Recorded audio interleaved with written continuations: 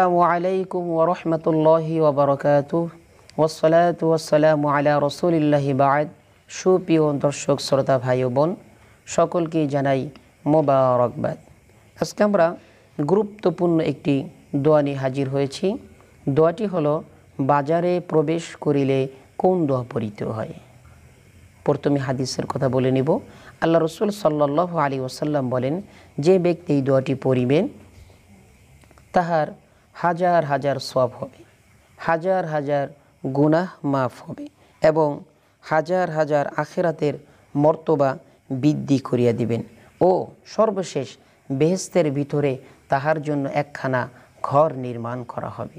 সুবহানাল্লাহ, সুবহানাল্লাহ বিহামদিহি। আমরা দোয়াটি শুরু করতেছি, আমার সাথে সকলেই পড়ুন।